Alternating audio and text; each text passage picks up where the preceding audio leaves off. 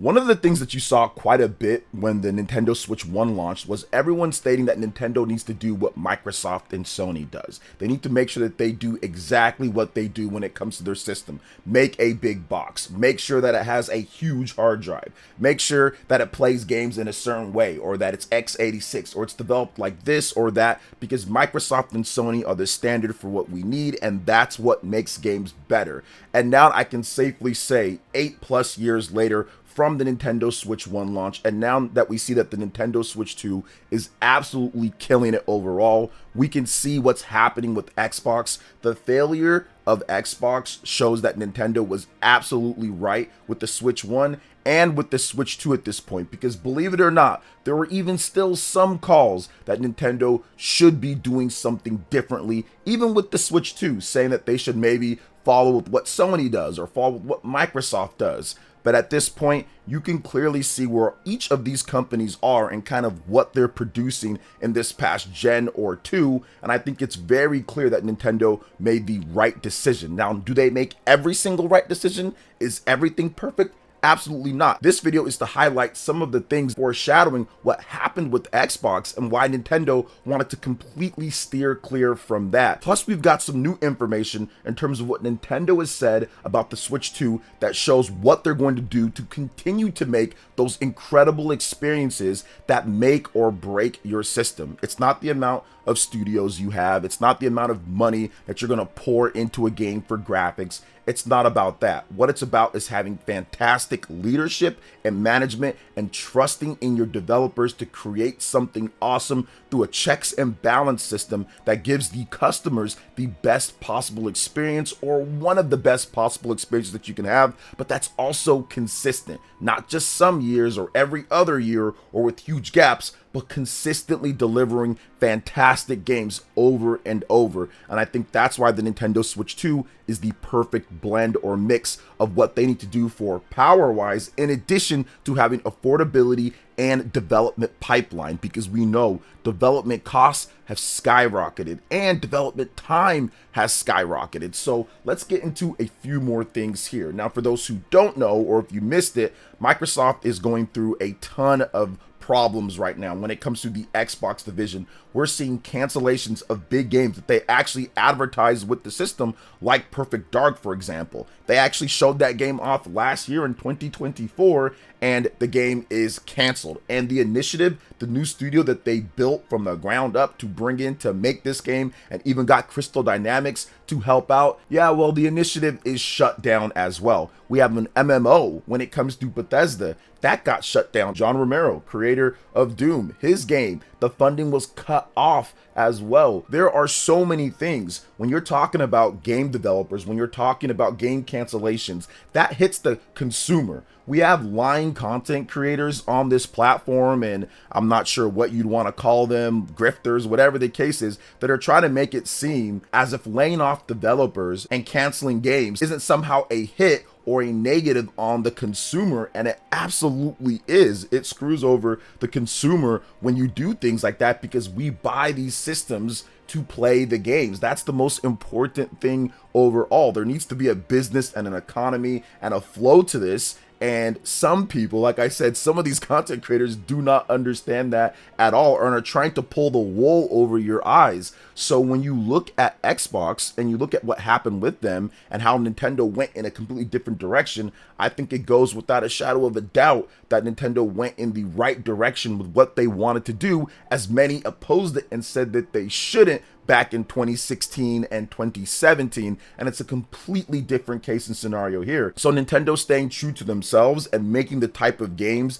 that they need to make in order to be successful, despite not having some of these big third-party games or some third parties not wanting to make on their system or releasing late. That was absolutely the right decision and the right choice. But before we get into more of that, please, if you're enjoying these type of videos, please make sure you hit that like button, hit that subscribe button, and let me know what you think about the Xbox situation and how it's affected everything in the industry, and how Nintendo is doing with the Nintendo Switch 2 at this point. So I think that one of the biggest things that's definitely a massive concern for every single game developer out there, third-party publisher, third-party dev, when it comes to Microsoft, Sony, Nintendo, is the amount of time that it takes and the cost that it takes to make games. Games are getting more expensive, games are getting bigger, games are just getting out of control when it comes to how you make this game and kind of what happens with it. And Nintendo talked about this recently, and I wanted to go over, I did discuss it in a previous video, but I wanted to go over what Nintendo had to say overall in relation to that exact topic.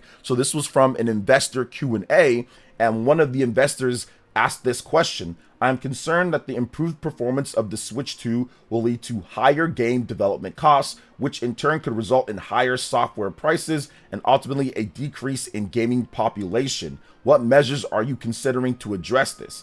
Here's what Mr. Furukawa had to say. Recent game software development has become larger in scale and longer in duration, resulting in higher development costs. The game business has always been a high-risk business, and we recognize that rising development costs are increasing that risk. Our development teams are devising various ways to maintain our traditional approach to creating games amidst the increasing scale and length of development. We believe it is important to make the necessary investment for more efficient development. We also believe it is possible to develop game software with shorter development periods that still offer consumers a sense of novelty. We see this as one potential solution to that concern about rising development costs and software prices, and we will explore it from the various angles within the company. So this is a great answer, because I think that essentially what Mr. Furukawa is saying is that he is letting everyone know that, hey, look guys, it's not all just about the massive big AAA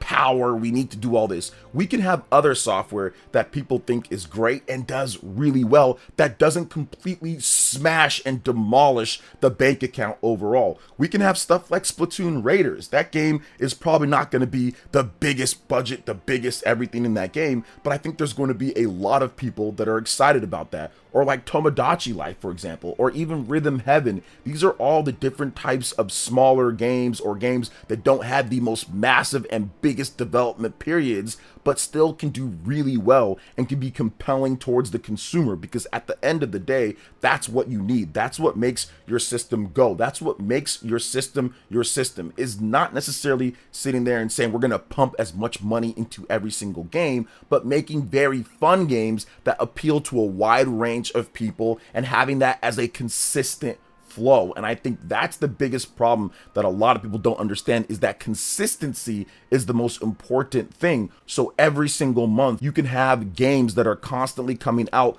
but are still quality as well. So I think that's the biggest thing that Furukawa is trying to say here. They're trying to be more efficient with their game development. Get your concept, get your idea, don't waste time with it. Make sure that you really nail what you want to do, and make sure that you have the right people on the job and move the people accordingly to what's going to be their strengths, what they do best, and get the software done. So you're not wasting time for years to present a vertical slice of a demo after 4+ years, then ultimately just getting the game canceled. That's the perfect dark scenario that we're looking at this point. That's essentially what happened. So I do feel that that is also a very important thing, very important aspect, that you can really see the differences when it comes to development atmosphere and pipeline. Despite Microsoft having every single developer in the world, it seems, the management and the efficiency just wasn't there overall. So I think that's also a big thing here overall with the Nintendo Switch 2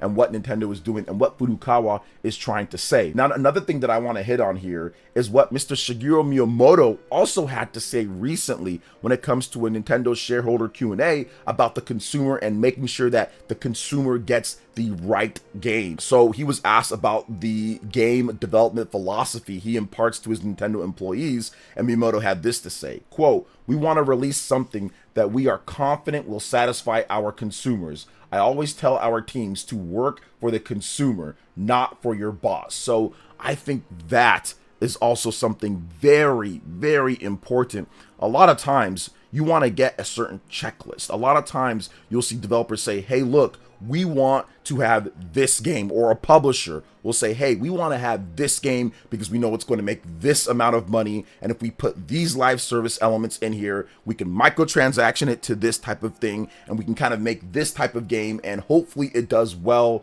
in the marketplace. But that's not exactly how it's supposed to be. We saw that with the failure of games like Concord. We saw that with the failure of other live service games, how Sony's canceling so many different projects, how Microsoft has had to cancel so many different projects. They're making games that have a certain target for their bosses and saying what they think, instead of actually making something for the consumer will love. And I think that this quote is golden. It is such a great quote overall. You really got to think about the consumers and what they want to play overall. Once again, does Nintendo always get it perfect with every single feature and every single thing? Absolutely not. They are not perfect in this sense, but I think that out of all of the companies out there, they've actually nailed more of what people actually want to play than any other studio out there, especially if you look at how consistent they are and how many massive, huge sellers they have between Mario Kart and Zelda and Animal Crossing and Pokemon, and even other games that are not at that level but still sell multiple millions,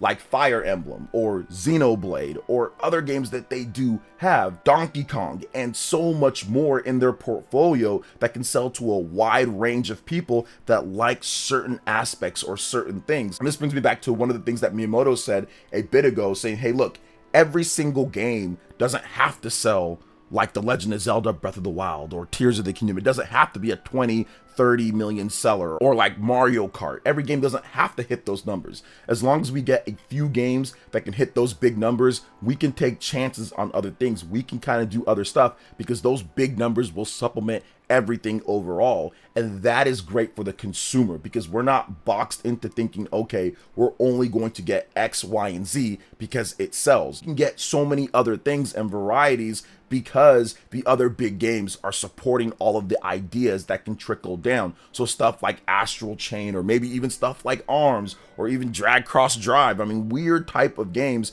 that are coming out, different type of things. And I think another thing that is important here, if you look at, let's just say, the philosophy of what Miyamoto's trying to say, look at Retro Studios. Really nothing major in the last decade when it comes to what they've done. Donkey Kong Country Tropical Freeze was the last time that they had a lead game, and they were not shut down. They had multiple other projects that were just canceled outright. They were not shut down. They were put back on Metroid. They were given the time and resources, and the game is coming out now at this point in 2025. So that's the thing that's important. You make sure that you lead them down the right path, even if that path is going to be a long one and nothing's going to happen. Put them on some support stuff, and when they finally have something that's going to work well and the consumers are going to be very happy with, that's when you execute. That's when you lock down and you get it done. They saw that Metroid Prime 4 with Bandai Namco was not working. Cancel it. Get the right people on there. Not the most efficient overall, considering the game was announced in 2017,